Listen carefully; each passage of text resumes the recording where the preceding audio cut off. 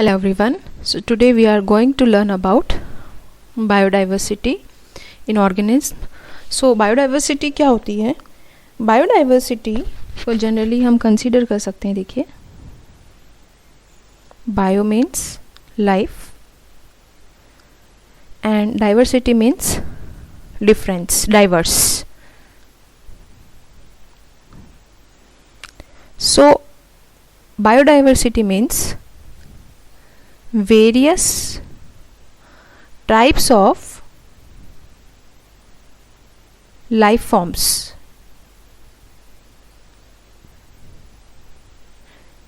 जितनी भी टाइप की लाइफ्स हैं इस वर्ल्ड में, जितनी भी टाइप के ऑर्गेनिज्म हैं, हमने स्टडी करा हुआ है कि बैक्टीरिया से लेकर के मैमल तक बहुत सारी टाइप के ऑर्गेनिज्म हैं. तो वेरियस टाइप के जो ऑर्गेनिज्म हैं उनको हम क्या कंसीडर करते हैं? बायोडाइवर्स, यानी मॉर्फोलॉजिकली जो एक्सटर्नल स्ट्रक्चर है, जो इंटरनल स्ट्रक्चर है, जो वेरियस टाइप के फंक्शंस हैं, वेरियस टाइप की लाइफ स्टाइल है, लाइफ पैटर्न है, उनके बेस पर जो इंडिविजुअल्स एक दूसरे से डिफरेंट होते हैं उन्हें हम क्या बोलते हैं? बायोडाइवर्स. जैसे एक बटरफ्लाई से एक ह्यूमन अलग है, इवन टू ह्यूमंस भी अलग हैं.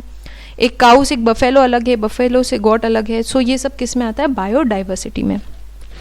बायोडाइवर्सिटी की बहुत ही ज़्यादा वाइड रेंज है और इन्हें हम डाइवर्सिटी मानते हैं किस बेस पर? स्पीशीज़ की बेस पर. तो हम देखते हैं स्पीशीज़ क्या होती है.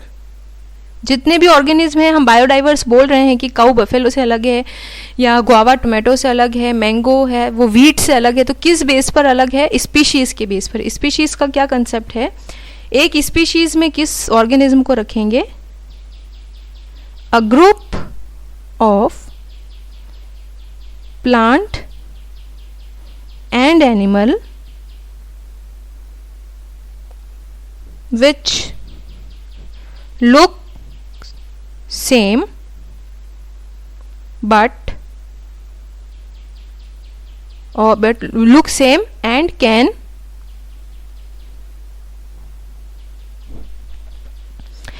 breed together.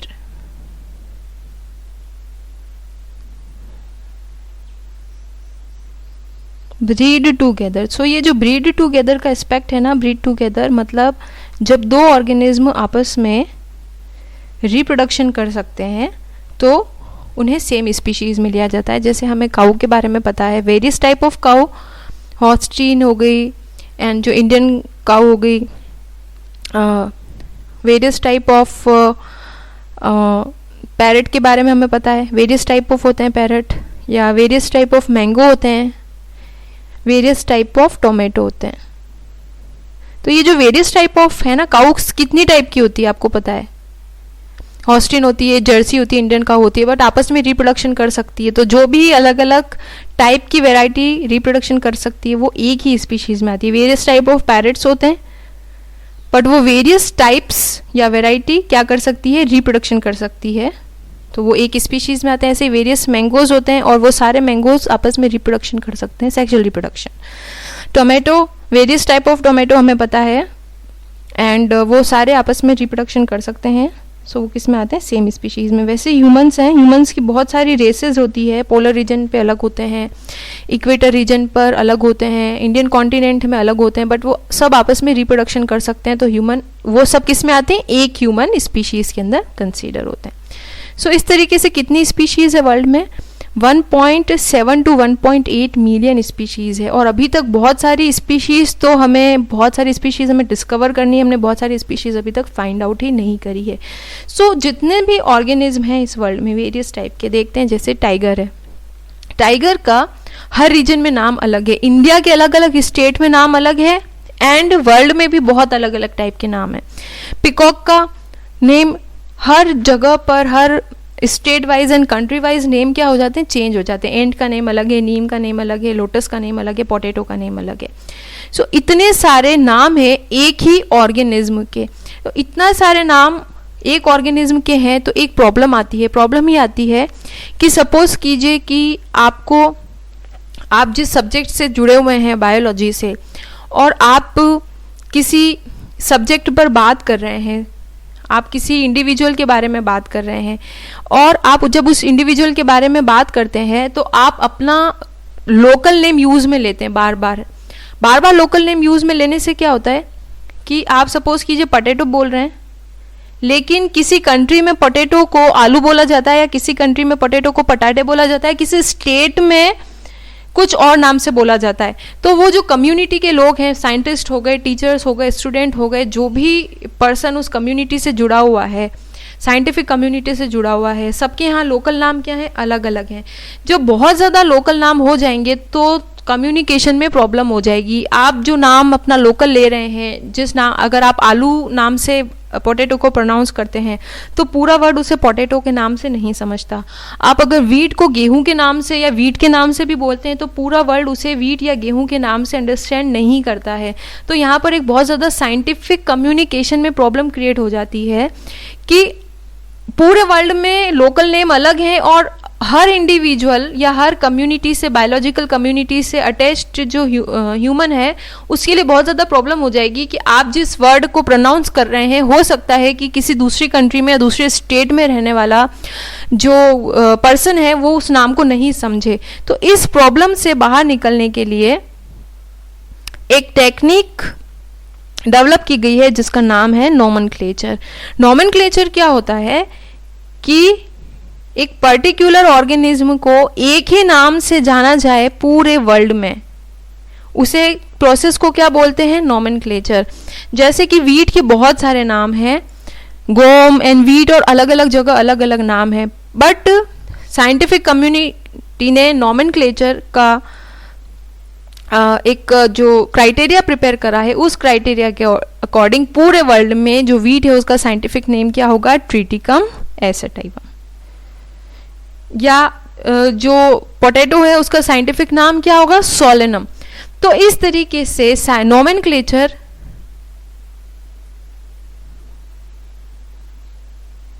एक बहुत ही अच्छा, हमारे पास एक साइंटिफिक मेथड है ये।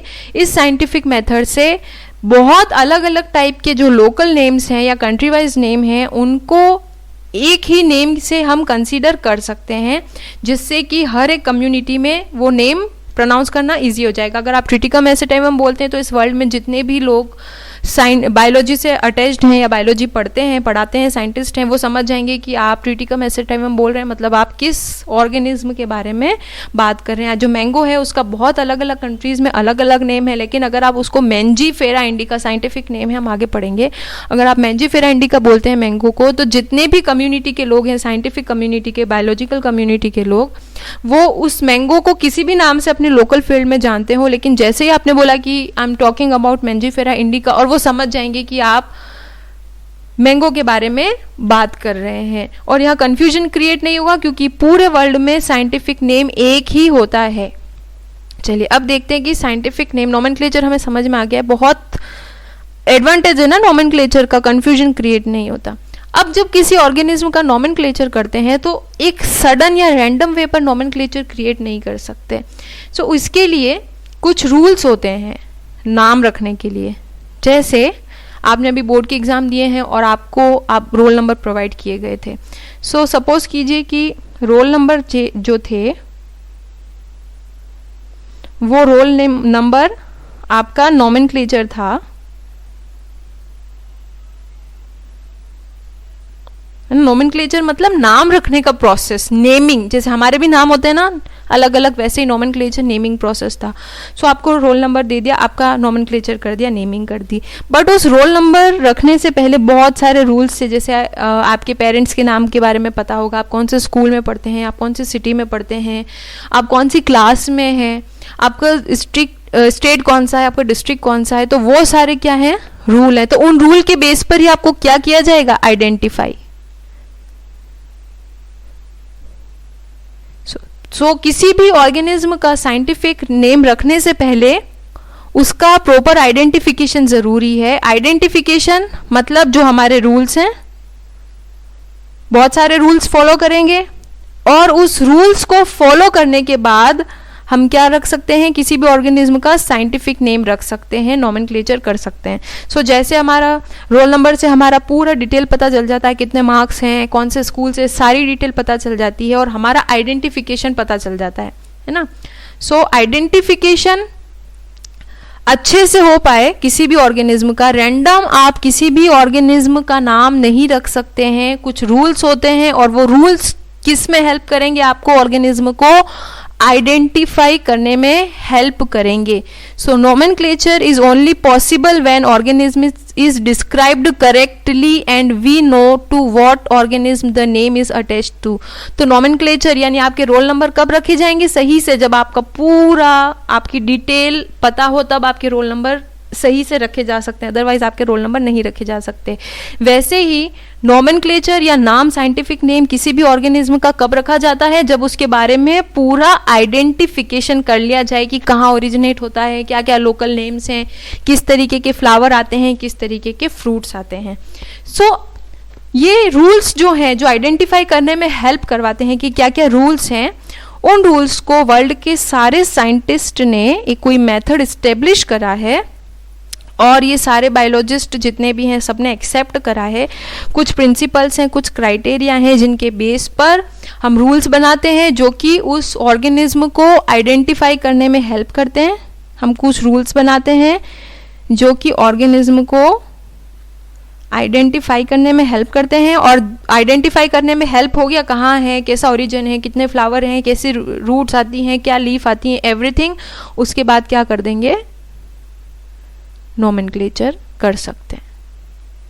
ठीक है, तो ये जो प्रिंसिपल्स हैं जितने भी साइंटिस्ट ने बनाए हैं, पूरे वर्ल्ड में एक ही प्रिंसिपल है, कोई रूल्स हैं बहुत सारे, वो रूल्स कहलाते हैं international code for botanical nomenclature, ICBN। ICBN क्या है? ICBN सारे के सारे वो रूल्स, प्रिंसिपल्स या क्राइटेरिया हैं जो वर्ल्ड के सारे साइंटिस्ट ने एप्लीकेबल करे हैं, अप्रूव करे हैं, जिनके बेस पर आप नोमेनक्लेचर या नाम रख सकते हैं किसी भी ऑर्गेनिज्म का, साइंटिफिक नेम जो वर्ल्ड में एक ही होगा। ये नहीं कि इंडिया में कोई अलग साइंटिफिक नेम है, दूसरी कंट्री में कुछ और है।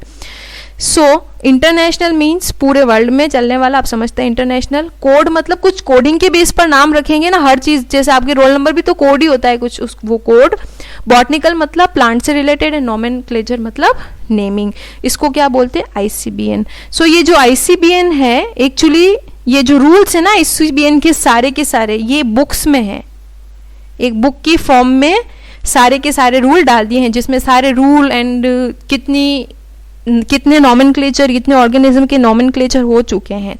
वैसे ही जैसे प्लांट्स के लिए बहुत सारे रूल थे, उन रूल्स का नाम क्या था? International code for botanical nomenclature, और उसे एक बुक की फॉर्म में हमने पब्लिश कर दिया है, यानी इस कमेटी ने पब्लिश कर दिया है। वैसे ही एनिमल्स के लिए भी international code for zoological nomenclature, यानी कुछ ऐसे प्रोसेसेस हैं, कुछ ऐसे प्रिंसिपल हैं, कुछ ऐसे क्राइटेरिया हैं, कुछ ऐसे मेथड्स हैं जिनके थ्रू बहुत सारे एनिमल्स का साइंटिफिक नाम दिया गया है जो पूरे वर्ल्ड में एक ही होगा। International means world wide, code मतलब आपको पता है कोडिंग करनी ज़रूरी है, जूलॉजिकल मतलब एनिमल एंड नेम, तो एनिमल के नेम के लिए भी कुछ रूल्स एंड रेगुलेशंस हैं जिनको एक बुक के अंदर पब्लिश कर दिया गया है। देखिए ये बुक है, ये जूलॉजी की या एनिमल्स की बुक है, ICZN international code for zoological nomenclature. और ऐसे ही बॉटनी की भी बुक होती है, international code for botanical nomenclature, जिसके अंदर आपको क्या मिलेगा? सारे के सारे रूल्स, प्रिंसिपल्स, मेथड्स, जिससे क्या कर सकते हैं? आइडेंटिफिकेशन कर सकते हैं, और सारे के सारे साइंटिफिक नेम्स। सो जूलॉजिकल बुक अलग होती है, ये जूलॉजिकल बुक है, और बॉटनिकल बुक क्या होती है? अलग होती है। अगर आप ये बुक परचेज करना चाहें तो आप इजीली मार्केट से परचेज कर सकते हैं। इसके बाद ये देखिए बहुत सारे ऑर्गेनिज्म के साइंटिफिक नेम है ना, these are all scientific names. So scientific name के कुछ एक रूल्स के बारे में हम, थोड़े से रूल्स के बारे में हम पढ़ेंगे कि साइंटिफिक नेम आपने लिखा कोई सा भी, सपोज कीजिए आपने लिखा मैंजीफेरा इंडिका, या आपने लिखा Pisum sativum. Pisum sativum P का साइंटिफिक नेम है, this is the name of P.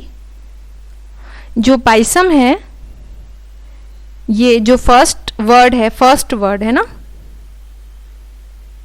First word Pisum है और सेकेंड वर्ड है सटाइवम। सो फर्स्ट वर्ड को बोलते हैं जेनेरिक नेम, और जीनस।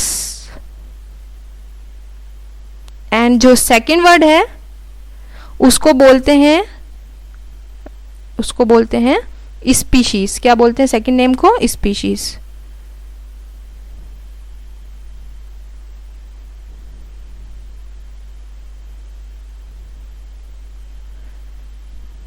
स्पीशीज या बोल सकते हैं स्पेसिफिक एपिथेट।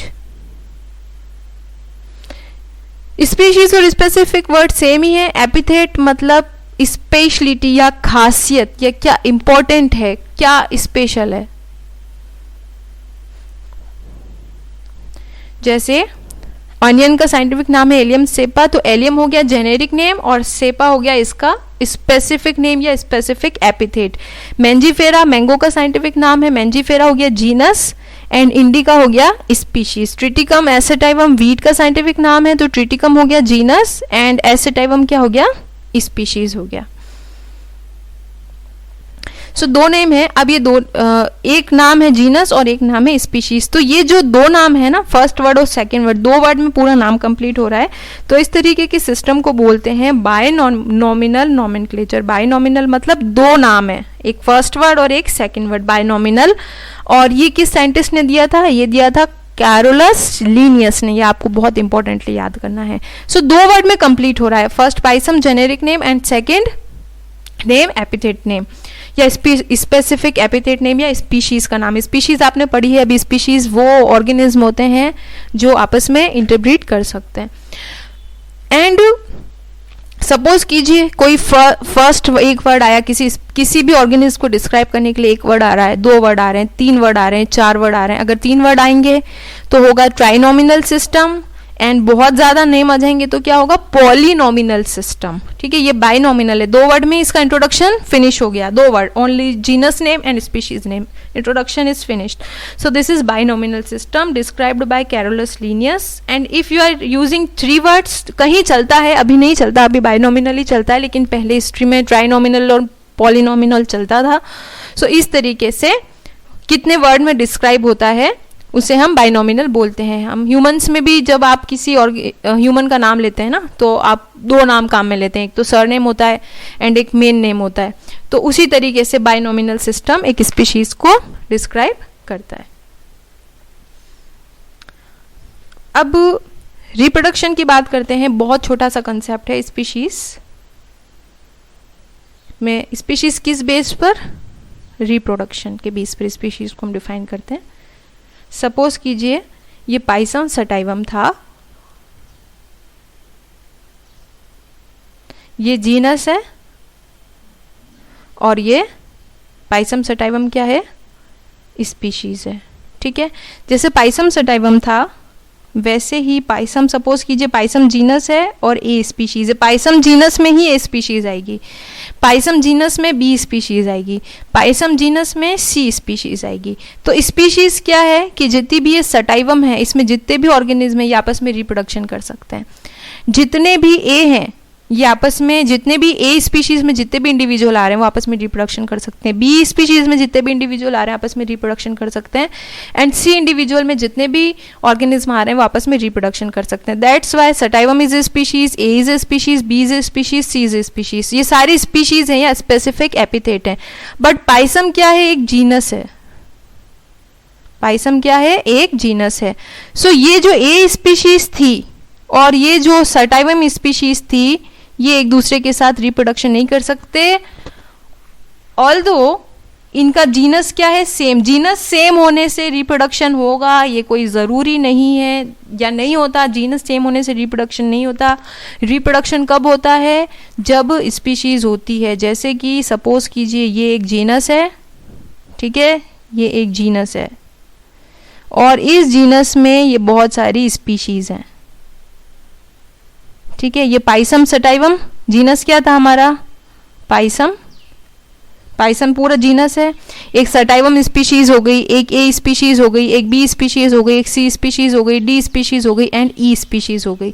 सो ये सब है। क्या बोलेंगे? पाइसम सटाइवम, पाइसम ए, पाइसम बी, पाइसम सी, पाइसम डी, पाइसम ई। तो ये सारी क्या है? हमारी स्पीशीज हैं। एस आपस में एस में जितने भी इंडिविजुअल हैं सब रिप्रोडक्शन कर सकते हैं, ए में जितने इंडिविजुअल हैं सब रिप्रोडक्शन कर सकते हैं, बी में जितने इंडिविजुअल हैं सब आपस में रिप्रोडक्शन कर सकते हैं। That's why they are different type of species, ये सब अलग अलग तरीके की स्पीशीज है, ठीक है। लेकिन जीनस सेम है, तो जीनस सेम होने की वजह से एस ए से रिप्रोडक्शन करे नहीं, ए बी से रिप्रोडक्शन करे नो, या एस डी से रिप्रोडक्शन करे नो। सो कंसेप्ट इज एक जीनस में बहुत सारी स्पीशीज हैं, पाइसम जीनस में बहुत सारी स्पीशीज हैं, हर स्पीशीज अपने इंडिविजुअल में तो रिप्रोडक्शन कर सकती है, तभी तो उन इंडिविजुअल को एक स्पीशीज में माना। स्पीशीज क्या था कि जो इंडिविजुअल आपस में रिप्रोडक्शन कर सके, तो जो जो ग्रुप रिप्रोडक्शन कर सकता है उसे एस में डाल दिया, फिर कोई ग्रुप आपस में रिप्रोडक्शन कर सकता है उसे ए में डाल दिया, फिर कोई ग्रुप आपस में रिप्रोडक्शन कर सकता है बी में डाल दिया, कोई ग्रुप आपस में रिप्रोडक्शन कर सकता है उसे ई में डाल दिया, इस तरीके से डाल दिया। सो इंपॉर्टेंट क्या है, जीनस में जितनी भी स्पीशीज हैं, कितनी भी हो सकती हैं, वो आपस में रिप्रोडक्शन करे ये ज़रूरी नहीं है या नहीं करेगी, ठीक है। जीनस में जितनी भी स्पीशीज हैं रिप्रोडक्शन नहीं कर सकती, बट स्पीशीज में जितने भी मेंबर हैं वो आपस में इंडिविजुअली रिप्रोडक्शन कर सकते हैं।